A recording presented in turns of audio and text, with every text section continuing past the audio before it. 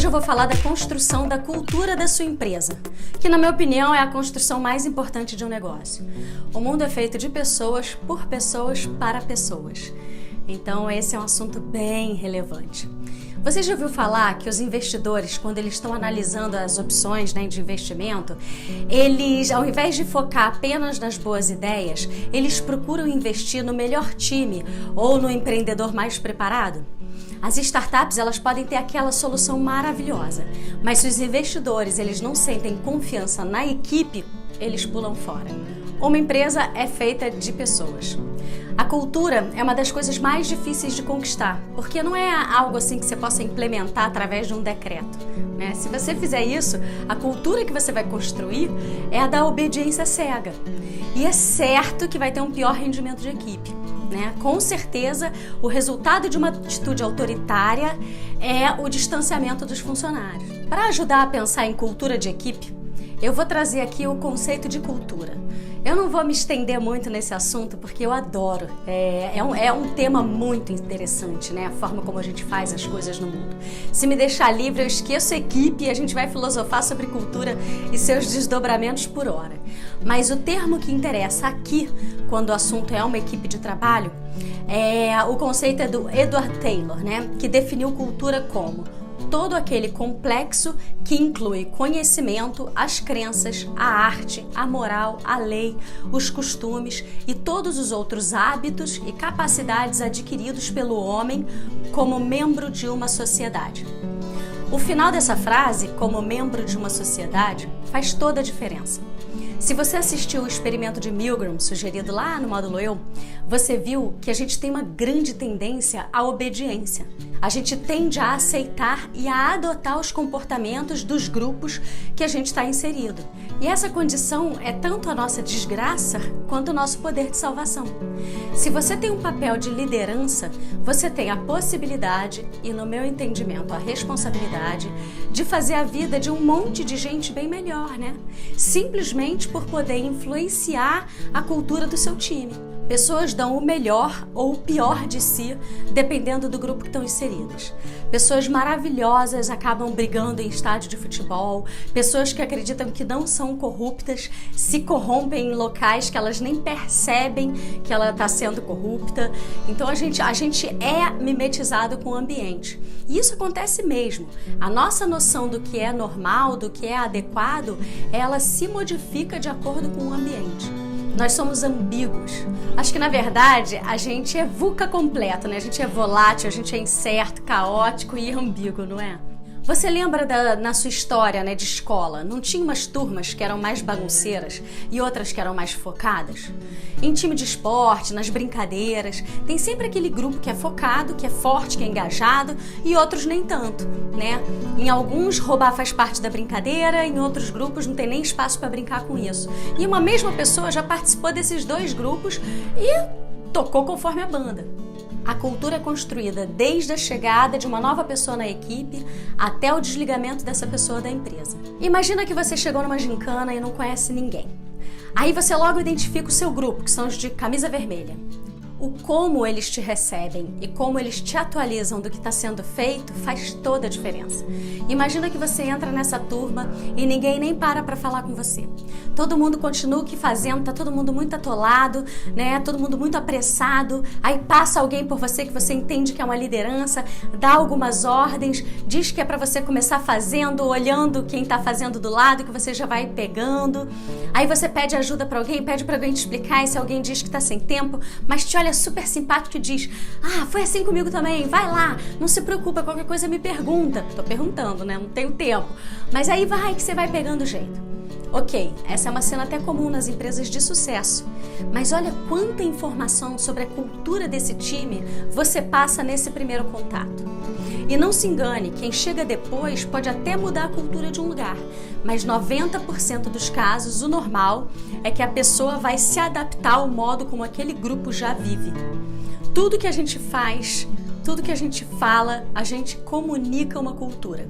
E ela é extremamente contagiosa, especialmente em grupos pequenos e fechados, né? Como um grupo de trabalho, um time, um grupo de amigos, uma sala de aula. A gente tem comportamentos especiais, né, para cada grupo. E isso é normal e adequado, né? A gente cria uma unidade de cultura e isso educa a gente. Quando a gente faz parte de grupos legais, a gente aprende, né? Voltando à gincana, né, que recebe um novo integrante e joga ele no caos. Eu não digo que essa pessoa vai detestar o trabalho, não. Eu digo que essa pessoa vai absorver essa cultura desse grupo, né? Espere dessa pessoa viver correndo, sem conseguir parar para explicar nada para ninguém. Espera atrasos e retrabalhos, porque quem vive correndo, quem imprime essa cultura, vive sempre no limite do erro, né? E de erros que poderiam ser evitados, né? Não dos erros mais nutritivos. E por aí vai. Essa adrenalina, ela pode ser muito estimulante para algumas pessoas e muita gente se dá bem nesses ambientes, mas a produtividade dessa carga de estresse está longe de ser rentável e zero saudável, né? E por que eu estou falando isso? Porque você pode construir uma cultura que faça de um grupo de pessoas comuns uma equipe extraordinária, né? Sem caos, sem estresse, onde todos tenham qualidade de vida, realização profissional e crescimento da empresa com foco nos objetivos e não no atolamento geral e restrito da equipe, né? E a equipe extraordinária, vale lembrar, começa na contratação, assunto do vídeo passado. Se você não assistiu, volta lá que é importante. Aqui eu vou assumir que você já contratou pessoas que compactuam dos mesmos valores que você, né? Dos mesmos interesses. Isso é fundamental. A gente precisa doar a nossa vida para uma missão que nos realize. Lembra do casamento arranjado? Porque por mais dócil e concentrados em dar certo, né, que um casal seja, se não tem amor de verdade, eles nunca vão viver a plenitude de todas as emoções e alegrias que um casamento por amor pode dar. E no trabalho é a mesma coisa. Não é que um funcionário que não ame o que faz não possa ser bom, ele pode ser ótimo, mas não é o bom da vida, né? Eu vou dividir esse tema em 3 assuntos: engajamento, aprendizagem contínua e qualidade de vida. O engajamento de uma equipe de trabalho não é muito diferente do engajamento entre membros de uma família, ou um time, uma gincana, ou um círculo de amigos mesmo. O que motiva um bom engajamento? É a unidade de propósito e uma boa relação entre as pessoas. Simples assim. Se você tem um objetivo em comum e uma boa relação, você vai estar motivado. Mas por que nem sempre é tão simples, né? No ambiente de trabalho, as boas relações, elas acontecem quando a gente separa o jogo do jogador. Como propõe o método Scrum, eles explicam o conceito de erro fundamental de atribuição. Para explicar, eu vou contar a história que está lá no livro do Scrum sobre esse estudo que virou um outro livro. Desde que eu soube dessa pesquisa, eu morro de vontade de ler esse livro, mas ele ainda não passou pelo meu radar, eu não achei ele ainda em nenhuma livraria. Mas o livro se chama Indução, Processos de Inferência, Aprendizado e Descoberta. Esse grupo de pesquisadores queriam entender o que motiva as pessoas. E para descobrir, eles fizeram uma pesquisa muito simples. Eles reuniram jovens universitários e fizeram 2 perguntas.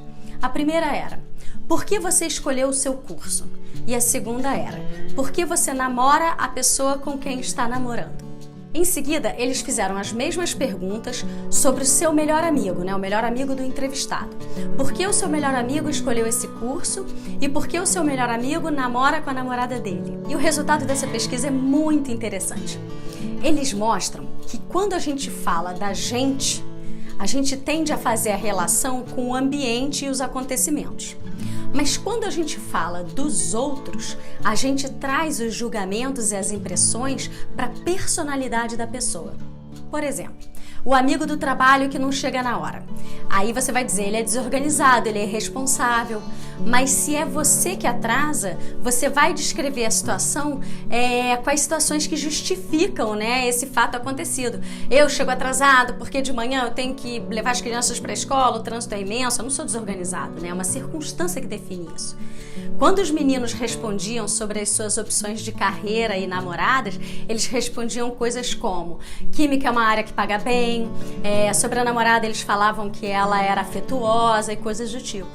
Mas quando as respostas eram sobre os outros, sobre os amigos, eles mencionavam suas características. Ele sempre foi bom em matemática, ele é meio dependente, precisa de uma mulher que tome decisões. Então, no nosso ponto de vista, nós somos parte de uma situação, né, de um sistema. Mas quando a gente olha para os outros, a gente acha que eles são seres capazes de preservar uma personalidade sólida, íntegra e indivisível, independente das circunstâncias. E isso não é verdade. Então, se o seu funcionário trabalha mal, grandes chances de ser uma relação entre vocês. A causa da maior parte dos maus entendidos, né, entre as pessoas vem desse erro fundamental de atribuição. Presta atenção nisso, você vai ver. Essa condição pode ser minimizada ao extremo, né, no ambiente de trabalho, se a gente focar no jogo e não no jogador, entende? Ao invés de condenar as atitudes de cada membro da equipe e fofocar loucamente pelas costas sobre as falhas, né, de cada um da equipe, que tal fazer um Scrum, né, para a operação diária da empresa e discutir todos os problemas à luz da completa confiança de que cada um ali dá o seu melhor? E se não tá bom ainda, é porque a equipe em conjunto não achou ainda o melhor modo de trabalhar, né? As pessoas podem estar dividindo funções de modo errado, ou perdendo ritmo por alguma rotina mal implementada, ou área não resolvida, ou porque escolheu as pessoas erradas para o time mesmo, porque isso também acontece. Mas qualquer falha não tem que ser individual, tem que ser do jogo e não do jogador. Eu volto a recomendar que você preste atenção no vídeo do Scrum. E se puder, leia o livro. Esse método é excelente para a operação de uma empresa, de qualquer tamanho, desde uma pessoa só comandando uma empresa para uma mega corporação enorme. Essa metodologia ela foi criada para desenvolver trabalhos complexos em equipe. Então, se você tem muitos funcionários, ou se não tem também, não deixe de se aprofundar. Eu concentrei nesse vídeo o máximo de informação que eu pude, porque eu me esforço para manter os vídeos num tempo razoável para aproveitar o teu foco, né? Então eu vou colocar aqui uma página de resumo do terceiro capítulo do Scrum, né? Do capítulo de equipe, para quem se interessar, né? E quiser se aprofundar no tema, ter um gostinho do que esse livro apresenta, né? Ele é incrível. Eu vou aproveitar para fazer um parênteses aqui. Quando você tiver vontade de ler algum livro na área de negócios, procura os mais importantes, os que deram origem ao assunto. Existem muitos livros de pessoas falando sobre Scrum, pessoas falando sobre Design Thinking, sobre Mindset, sobre tudo mais. Né? Um apanhado dali e daqui, mas nada como ler o original. E pelo amor de Deus, não tenha preconceito achando que o vocabulário, né, ou que vai ser mais difícil de ler. Muito poucos são mais difíceis de ler. E os dois mais importantes, que são o Scrum e o Design Thinking, né, aqui para uma ideia básica, eles são fofos. O Design Thinking, então, parece um livro de criança para adulto. Ele tem mais ilustração do que texto. O mais comum é você, fugindo dos originais, esbarrar com um livro bobo, mal explicado, que pega só parte da teoria de alguém, né, com linguagem até parecida, e o encadeamento, né, não mostra, não justifica a metodologia. Então você acaba pegando um atalho e, na verdade, você engole um enlatado que você não entendeu de verdade, não tem a base ali descrita, e aí você não vai acabar não aplicando, né? Você só vai saber o que é, né? A minha jornada aqui é fugir disso. Tomara que você esteja entendendo os conceitos por trás dessas técnicas, porque as técnicas, gente, elas vão mudar, né, em ciclos cada vez menores. E quem é que vai inventar as próximas técnicas? Quem souber moldar o barro, ao invés de inserir barro em forma, né? Então vamos pensar abertos, livres. Vamos ao resumo do capítulo Equipe do livro Scrum. Puxa a alavanca certa. Mude o desempenho da equipe. Isso tem mais impacto, muito mais mesmo, do que o desempenho individual. Transcendência. Equipes excelentes têm um propósito maior do que o individual. Por exemplo, enterrar o general MacArthur ou ganhar o campeonato da NBA. Autonomia de equipe. Liberdade para tomar decisões sobre como agir, para que sejam respeitadas como mestres em suas respectivas áreas. A capacidade de improvisar fará toda a diferença. Não importa se o grupo está cobrindo uma revolução no Oriente Médio ou vendendo algo. Multifuncional. A equipe precisa ter todas as habilidades necessárias para completar um projeto. Não importa se a missão é produzir um software para Salesforce.com, né, ou capturar terroristas no Iraque. Menor é maior. Equipes pequenas trabalham mais rápido do que as grandes. A regra básica é que 7 integrantes são o ideal, podendo ter mais ou menos 2. Eu diria que menos. Culpar é idiotice. Não procure as pessoas ruins, procure os sistemas ruins, aqueles que incentivam comportamentos errados e recompensam o desempenho de fracos. A gente tem que ter humildade para assumir que quem fracassa somos nós, empresários. A gente é que não cria as condições certas para que as pessoas se desenvolvam sob nossa liderança. Ou a gente não está sabendo a hora certa de deixar alguém ir, né? Essa é uma dor enorme do mercado. Ninguém gosta de mandar ninguém embora, né? Numa empresa enorme, numa empresa grande que tem RH, essa demissão é mais fluida, é mais tranquila, porque vai ter alguém que vai ter esse distanciamento, é encarregado para isso. Mas aqui no nosso mercado, quando a gente precisa demitir alguém, é quase sempre um amigo, um parente, um amigo de um amigo, né? Alguém que está na empresa faz muito tempo. Se o motivo da demissão não for financeiro, for para melhorar os processos, né, e a cultura da empresa, não demitir, na minha opinião, é que é a covardia. A pessoa que não se encaixa bem no trabalho, ela sofre. E a vida é curta, gente. A gente precisa fazer valer a pena. Ao invés de pensar rápido na culpa, né, de despedir alguém, dê crédito a essa pessoa. Ela tem chance de ser muito mais feliz sem trabalhar na sua equipe, porque ela não desempenha bem. E se você achar adequado, você pode tentar recomendar ela para outras pessoas ou trocar de função. Mas a gente nasceu para performar bem. E certamente tem outra pessoa aqui no mundo que precisa tanto quanto ela desse trabalho e vai estar pleno na função, né? Vivendo a sua vida com propósito, com engajamento. E se você for um bom empresário, com qualidade de vida também. Mas para formar um time dos sonhos, a gente não pode pensar apenas sobre as afinidades, né, de propósito, empatia. A gente precisa também estimular a aprendizagem contínua. Se você tem uma equipe que não aprende nada novo durante um ano, você tem um problema. Esse tipo de configuração pode ter funcionado no passado, mas ele não vai sustentar o negócio nos dias de hoje. Como a gente viu em quase todos os vídeos dessa jornada, o mundo está tão complexo que é importante aprender coisas novas sempre, né? Mas quando a gente se obriga a aprender alguma coisa, é super simples, é fácil, a gente vai lá e aprende. Mas e quando a gente precisa que alguém da equipe aprenda algo? Como estimular que a sua equipe esteja sempre em busca de novidades, né, de melhorar a sua eficiência?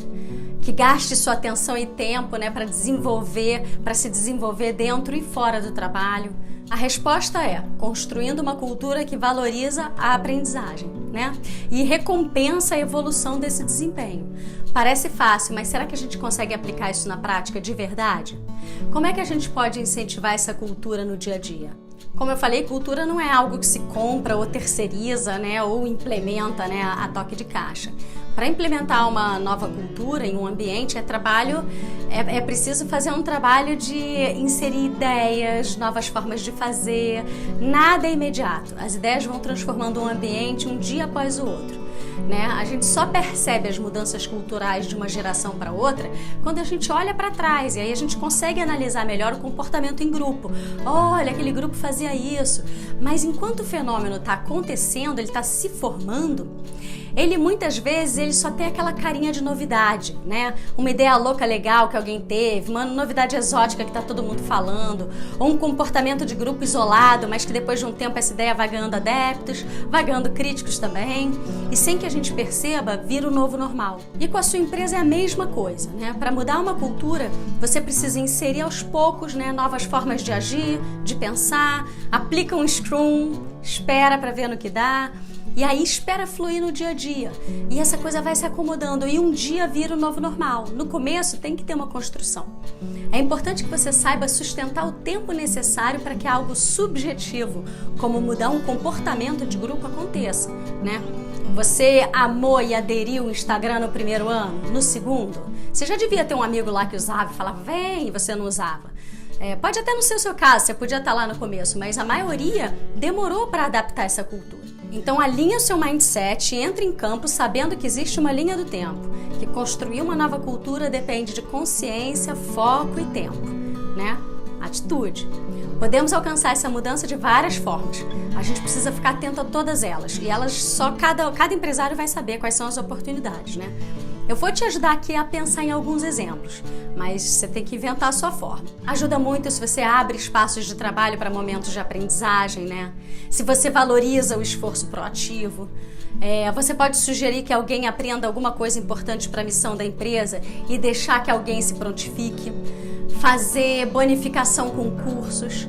Inserir nas reuniões a discussão sobre as necessidades de conhecimentos, né, para melhorar a empresa. Tipo, gente, o que a gente precisava saber aqui para melhorar? Fazer essas perguntas. Trazer para sua equipe a ideia de que um dia alguém vai chegar ou alguma coisa vai acontecer no mercado e vai tirar vocês de cena. E tentar que essa equipe seja o inventor dessa coisa. E é claro que é muito importante para a cultura da empresa também, que ele saiba os processos dele, que esteja tudo documentado, que ele saiba como é que vai ser remunerado. Não só os processos, mas o controle dos desempenhos, para estar tudo bem documentado, mas isso a gente vai falar no próximo vídeo. E nós somos frutos de uma cultura que separa o trabalhador do estudante, né? As oportunidades de trabalho, elas são oferecidas de acordo com as competências do candidato, né? Como a gente viu no vídeo anterior. E os candidatos geralmente são escolhidos pelo conhecimento técnico. Mas como a gente viu, o conhecimento técnico pode ser um patrimônio que se deteriora muito rápido. Portanto, muito mais do que supervalorizar um conhecimento técnico, né, específico, vale a gente buscar as pessoas que têm o hábito e a sede de aprender.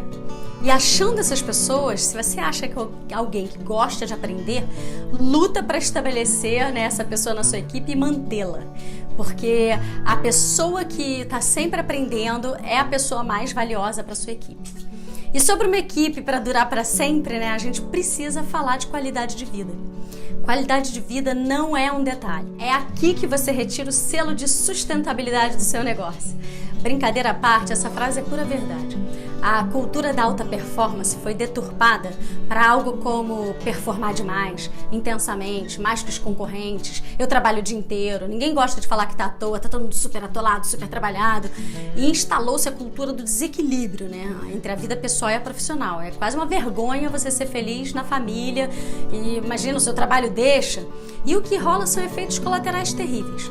A nossa geração está toda tendo que lidar com essa pressão de uma forma ou de outra e está sendo muito ruim para a gente. A gente pode parar com isso, né? Manter um ambiente de trabalho saudável, com respeito à vida de cada indivíduo, né, é o caminho para uma construção de uma empresa saudável, sólida, rentável e duradoura. Tem estudos de comportamentos que mostram que existe um vício em viver na urgência porque a gente se sente estimulado cada vez que a gente resolve um problema, que a gente supera um obstáculo complicado, né, que a gente dá conta de alguma coisa difícil. Mas essa sensação ela pode ser conquistada com ações mais eficazes, né, mais inteligentes, e não criando um monte de trabalho que não deveria ter sido feito ou deixar coisas darem errado para que você resolva eles com sucesso, né? Olha o estresse. Então, nunca incentive comportamentos tóxicos de autoafirmação por conta dessa superprodutividade frágil, né? Quando uma pessoa valoriza para funcionários que ficam depois da hora, por exemplo, ela desvaloriza a concentração no trabalho no horário certo, né? Um dia ou outro, normal, a equipe até gosta, né? Quando tem um mutirão, todo mundo vai junto para resolver um evento, fica até depois da hora, isso é lindo, gente. Não é disso que eu tô falando. Mas a rotina, quando essa autovalorização, ela faz parte da rotina, ela é totalmente tóxica. Traz a consciência para a qualidade de vida das pessoas e você vai ver que você vai preservar a concentração da equipe no horário de trabalho e obrigando que eles façam o uso mais eficiente do tempo, que é o que dá resultado lá no final, que são as tarefas importantes. E será mais justo na medida que o resultado do indivíduo da equipe não for medido pela hora extra e sim pelo desempenho real. Porque você já deve ter conhecido uma pessoa que passa o dia inteiro respondendo e enviando o WhatsApp, e aí no final do dia ele fica até depois da hora e quer saber, essa pessoa se sente super trabalhadora. Ela se sente às vezes melhor do que o outro, né? Que sai correndo na hora certa, enfim, às vezes por compromisso. E assim, ele achar isso tá ok, mas você, pelo amor de Deus, tenha consciência do uso eficiente do tempo, né? Nada mais injusto que julgar um funcionário que sai na hora e executa no seu trabalho o tempo correto, né? E você acha que ele não joga no time porque o outro, que é um lambão, sai todo dia depois da hora e esse sim joga no time. Então, pelo amor de Deus, a gente tem que ter dados, gestão baseada em dados, para a gente não cometer esse tipo de engano.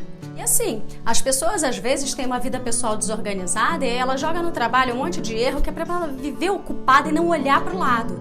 E isso destrói a qualidade de vida. Então, manda esse homem para casa porque ele tem que resolver coisa lá. E você? Fala a verdade. Viver super ocupado te faz se sentir um empresário de sucesso? Cuidado com isso. Experimenta focar suas tarefas no que traz resultado de verdade e lucro. né? Bota um Pareto ali na geração de riqueza da tua empresa. Gera uma receita boa e você vai deixar essa mania de trabalhar feito louco 24 horas por dia. E vai procurar um equilíbrio, uma qualidade de vida. Isso não significa férias, gente. Eu não sei se eu tenho condição de tirar muitas férias. Eu amo trabalhar. Mas esse equilíbrio entre vida profissional e pessoal é fundamental. E para construir isso, só Pareto salva. Não esquece dele nunca, gente. Antes de desempenhar um esforço para qualquer direção, avalia o 80-20 do Pareto, né? Criar urgências desnecessárias, se engajar em projetos que nasceram de palpites mal elaborados ou consertar erros por falta de organização e planejamento, né? Se engajar no trabalho do outro que não te agrega nada, são maneiras super eficientes de viver mega ocupado e não conquistar nada na vida. É o caminho para a frustração. Sinta-se bem se você estiver trabalhando muito, sua equipe estiver trabalhando muito, mas em projetos importantes, né? E ligue o alerta se seu dia foi inteiro apagando incêndio, se a tua equipe está ficando depois da hora, porque por mais que a luta tenha sido linda e vocês tenham dado o melhor de vocês e realmente tenham conseguido, né, contornar todos os problemas, ótimo, venceram a batalha. Mas no final do dia, recolhe e tenha consciência de que não foi um sucesso, foi um sintoma de problema de gestão, né? Dias assim só mostram que a luta só está começando, né? A equipe tem que funcionar tranquila.